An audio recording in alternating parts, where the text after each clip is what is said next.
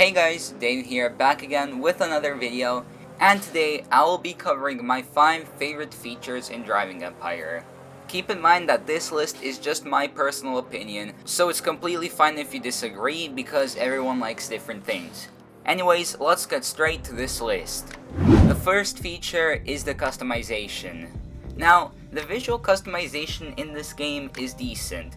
It's far from the best because games like Midnight Racing Tokyo have far better customization where you can literally change all the bumpers, the side skirts, and so many different things, while in this game it's mostly just changing the colors. The customization part that I really like is the performance customization. While it's still not the best, because Rev, which is a fairly new access game, is much more detailed, the performance customization in this game is still great.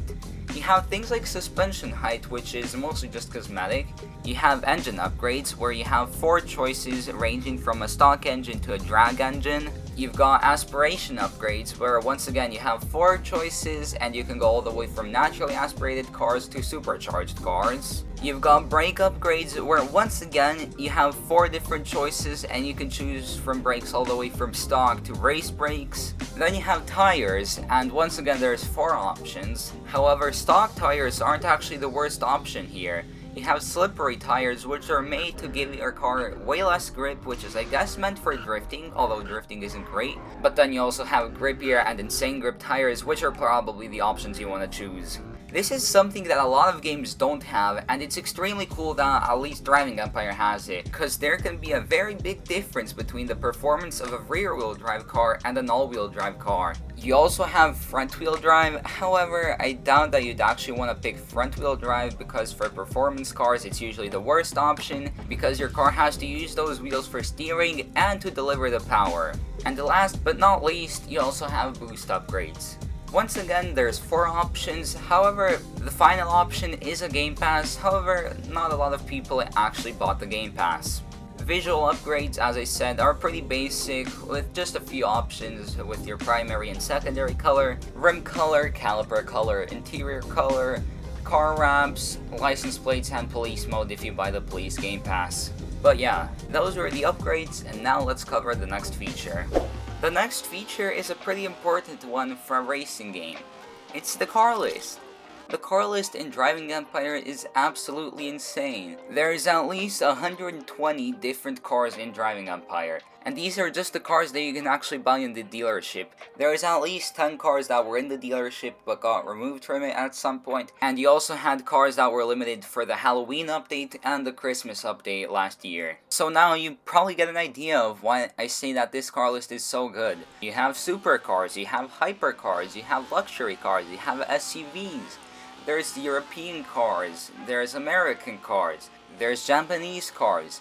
There are so many different options that you have when it comes to buying cars. You even have a bike if that's what you're into. That's what I really like about this list.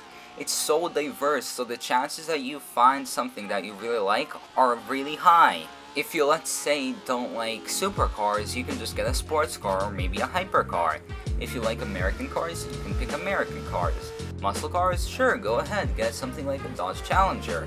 What's that? You like Lamborghinis? Great, there's a lot of different Lamborghinis in the game.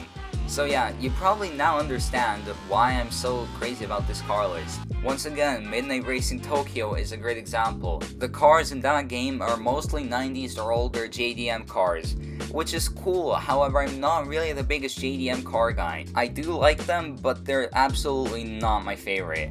So yeah, that's why I like the car list, and now let's move on through this list. I don't know if you could call private servers a feature, but I really like the way they work in Driving Empire. First of all, private servers are completely free. Anyone can make a private server in this game. It doesn't matter if they have 1,000 Robux or 0 Robux.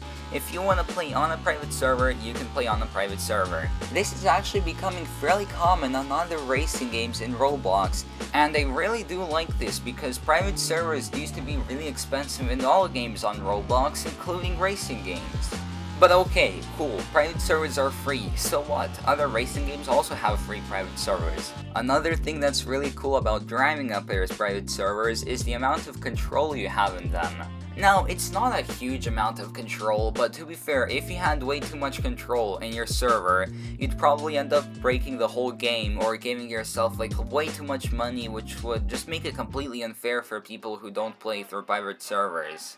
But the things that you can control are pretty cool, especially for me considering that I make quite a lot of videos on this game. You can change the time and weather, which is really nice, especially for making thumbnails because it's a pain waiting for daytime just so you can get a thumbnail. The main thing that I like about private servers is how much easier grinding can be in them. You just need one friend to help you out with the grinding, and then you can either ask him to just let you win a bunch of highway races, or you can do it so you win one highway race and then he wins one highway race, and you just constantly repeat it so both of you get the same amount of money. So yeah, overall private servers are very convenient in Driving Empire, helping you with grinding, and if you make videos like I do, they can make it a whole lot easier. Or you just have the privacy and peace of being in a private server. Anywho, let's move on. Once again, I'm not sure if you can call this a feature, but the updates in Driving Empire, especially in the last few months, have been great. First of all, the cars that get added in these updates are usually fantastic. Some examples are the Huracan STO and the new Porsche GT3. The features in these updates are also usually very good.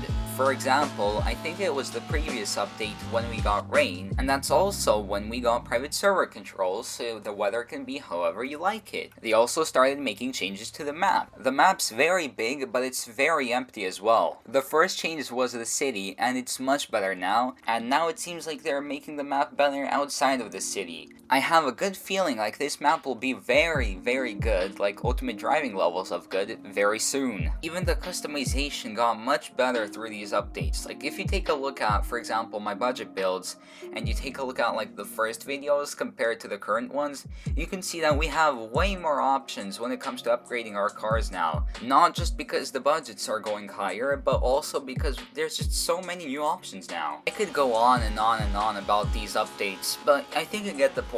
The updates for Driving Empire, at least right now, are extremely good, and I really do hope that it stays like that, because games like Vehicle Simulator got a bunch of updates that were just bad, and now the game in general is just not fun anymore. So yeah, that's why I like the updates, and let's get to the final part of this list. The final feature that I like is Teleportation. Teleportation might seem like it's just a small feature that doesn't really change much, but it is very convenient.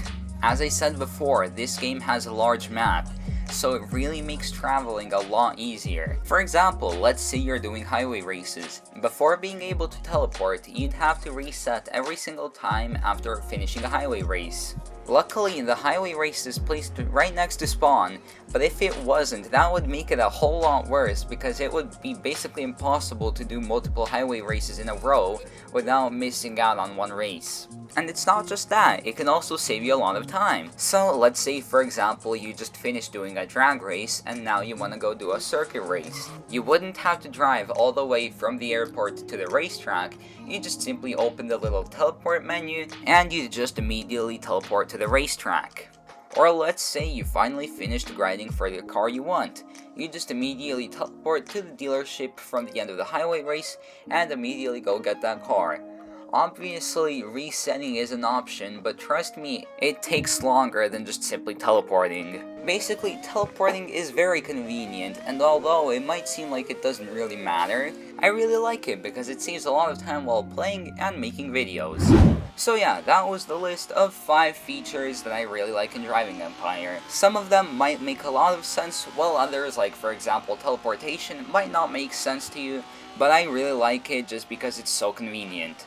Anyways, that's it from me. If you enjoyed this video, please make sure to leave a like and maybe even consider subscribing, and I will see you in the next one.